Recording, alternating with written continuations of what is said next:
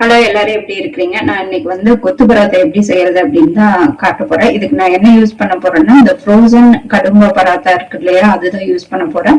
இதுக்கு ஒரு எக் மசாலா ஒண்ணு ரெடி பண்ணி அந்த கடும்ப பராத்தால தவால போட்டு எடுத்து அதை சின்ன சின்ன பீஸா கட் பண்ணி வச்சுக்கணும். அந்த சின்ன பீஸா கட் பண்ணது அந்த எக் மசாலா போட்டு மிக்ஸ் பண்ணி பண்றதாங்க நான் பண்ற கொத்து பராத்தா. வீடியோல பாருங்க நான் எப்படி பண்றேன் அப்படின்னு சொல்லி. ஓகே, இந்த எக் மசாலா பண்றதுக்கு என்னென்ன பொருள் தேவைப்படுது அப்படின்னு சொன்னா, நான் ஒரு பெரிய வெங்காயத்தை எடுத்து அது சின்ன சின்னதா கட் பண்ணி வச்சுக்கிட்டேன். அப்புறம் 2 கிரீன் சில்லி எடுத்து வச்சிருக்கிறேன். அப்புறம் கொஞ்சம் கருவேப்பிலை எடுத்து வச்சிருக்கிறேன்.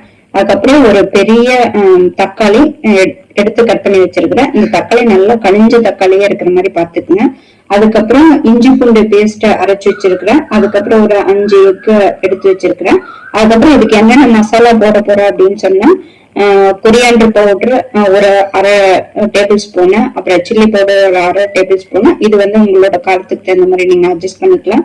அதுக்கப்புறம் கரம் மசாலா ஒரு 1/2 டேபிள் ஸ்பூனு, அதுக்கப்புறம் சிக்கன் மசாலா ஒரு 1/2 டேபிள் ஸ்பூன் போட வரேன். அப்புறம் உப்பு தேவையான அளவு. அப்புறம் தாளிக்கிறதுக்கு நான் நல்லெண்ணெய் தான் யூஸ் பண்ண போறேன். ஸோ வாங்க எப்படி செய்யலாம் அப்படிங்கிறத பார்க்கலாம். சட்டி காஞ்சிருச்சு. இப்போ எண்ணெய் கொஞ்சம் ஊற்றிக்கலாம். ஸோ எண்ணெய் நல்லா சூடானதும் கடுகு கொஞ்சம் போட்டுக்கணும்.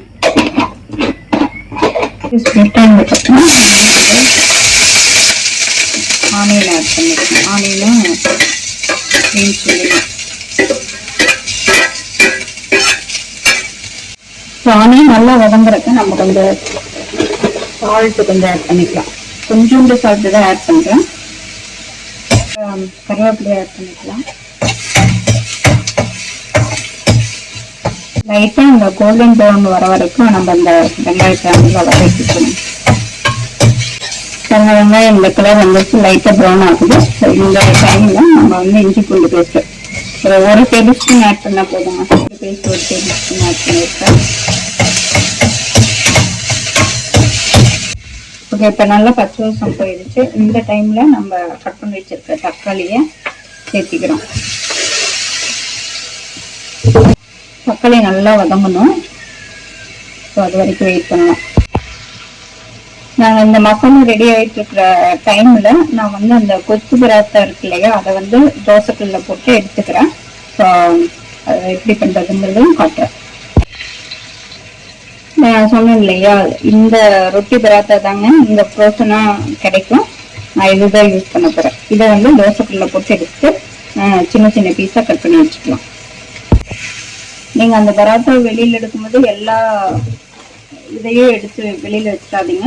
ஒவ்வொன்னா ஃப்ரீசர்ல இருந்து எடுங்க. ஏன்னா வெளியில எடுத்து வச்சா அப்படியே லைட்டா ஒட்ட ஆரம்பிச்சிடும் தோசைக்குள்ள போடும்போது. அதனால போடுறப்ப மட்டும் ஃப்ரீசர்ல இருந்து வெளியில எடுத்து போடுங்க. தோசைக்குள்ள இப்ப தக்காளி இவ்வளவு இது வதங்கிருச்சு. நான் இப்ப இது கூட மசாலா எல்லாம் ஆட் பண்ணிடுறேன். ஏன்னா மசாலாவுக்கும் பச்சை வாசம் எல்லாம் போகணும். அதனால இந்த ஸ்டேஜ்ல மசாலா ஆட் பண்ணி கொஞ்சம் நேரம் வேக விடலாம். இப்போ ஃபர்ஸ்ட் நான் 1 ஸ்பூன் யூஸ் பண்றேன். நீங்க டேபிள் ஸ்பூனா இருந்தா 1/2 டேபிள் ஸ்பூன் சில்லி பவுடர். இது உங்க காரத்துக்கு தகுந்த மாதிரி நீங்க ஆட் பண்ணிக்கணும். ஏன்னா ஆல்ரெடி கிரீன் சில்லி போட்டிருக்கிறோம். கரம் மசாலா இல்லை கொஞ்சம் காரம் இருக்கு, சிக்கன் மசாலா காரம் இருக்கும். இது ஒரு 1/2 டேபிள் ஸ்பூன் நான் பண்ணுவேன். அதே மாதிரி கரம் மசாலாவும் அப்படிதான் ஒரு 1/2 டேபிள் ஸ்பூன் ஆட் பண்ணிக்கணும். ஆட் பண்ணிடலாம். நல்லா வதக்கி விட்டு லைட்டா தண்ணி ஊற்றி கூட நீங்க வேக விடலாம். ரொம்ப அதிகமாக தண்ணி ஊற்றிடாதீங்க. லைட்டா இந்த மசாலா வேகிறதுக்கு மட்டும் தண்ணி ஊற்றணும். அதுக்கப்புறம் இந்த பரோட்டா போடும்போது நீங்க எந்த ஆயிலு தோசைக்கல்ல ஆட் பண்ணாதீங்க. இந்த வெறுமனா அப்படியே தோசைக்கல்ல போட்டு எடுக்கிறது தான். நான் சப்பாத்தி இது மாதிரி பராத்தா எல்லாம் போடுறதுக்கு தனியான தோசைக்கல்ல தாங்க யூஸ் பண்ணுவேன். நம்ம நார்மலா தோசை ஊத்துறோம் இல்லையா, அந்த கல்ல யூஸ் பண்ண மாட்டேன். ஏன்னா அதுல யூஸ் பண்ணும்போது தோசை ஒழுங்கா வராதுன்னு சொல்லிட்டு இதுக்குன்னு தனியா, அதாவது இந்த பழைய முன்னாடி யூஸ் பண்ண தோசைக்கல்ல பழசாகும் இல்லையா, அதை நான் இது மாதிரி சப்பாத்தி இது மாதிரி பராத்தா எல்லாம் போடுறதுக்கு யூஸ் பண்ணிப்பேன்னு வச்சுக்கோங்க. ஓகே, இப்ப இந்த தக்காளி நல்லா வதங்கிருச்சுன்னா இந்த ஸ்டேஜ்ல நான் எக் 5 எக் எடுத்துட்டு இருக்கேன், அதை உடச்சு ஊற்றிக்கிறேன்.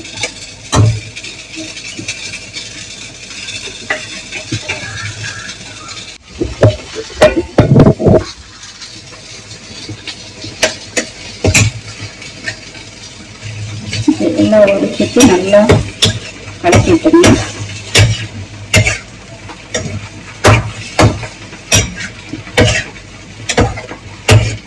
இந்த மாதிரி நல்லா கலக்கி விட்டுங்க. இப்போ கொஞ்சம் உப்பெல்லாம் எப்படி இருக்குதுன்னு பார்த்துட்டு தேவைப்பட்டுச்சுன்னா ஆட் பண்ணிக்கலாம்.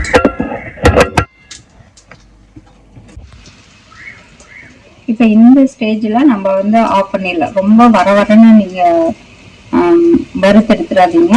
இப்போ பார்த்தீங்கன்னா கொஞ்சம் என்ன சொல்றது, ஒரு 80% முட்டை வெந்த மாதிரி இருக்கும். அந்த ஸ்டேஜ்ல நம்ம வந்து அடுப்பு ஆஃப் பண்ணிடலாம். இன்னொரு ஃப்ரை பேன் எடுத்து அதுல கொஞ்சம் எண்ணெய் விட்டுக்கலாம். நல்லா காஞ்சதுக்கு அப்புறம் இதுல வந்து நான் ஒரு அரை சின்ன வெங்காயத்தை எடுத்து கட் பண்ணி வச்சிருக்கிறேன். அப்புறம் ஒரு 2 பச்சை மிளகாய் சின்ன சின்னதாக கட் பண்ணி வச்சிருக்கிறேன். அந்த ரெண்டுமே ஆட் பண்ணிக்கலாம். நீங்க கூட கேட்கலாம், இல்லையா அதுலயே வெங்காயம் எல்லாம் ஆட் பண்ணிட்டு திருப்பி எதுக்கு அப்படின்னு சொல்லிட்டு, அது எக்கு கூட கலந்து வந்த வெங்காயத்துக்கு இதுக்கு டிஃப்ரென்ஸ் இருக்குங்க. அதனாலதான் கொஞ்சம் வெங்காயம் இதுல தனியாக ஆட் பண்ணி தரேன். லைட் ப்ரௌன் வந்ததுக்கப்புறம் நம்ம வந்து இந்த எக் மசாலாவை ஆட் பண்ணிடலாம்.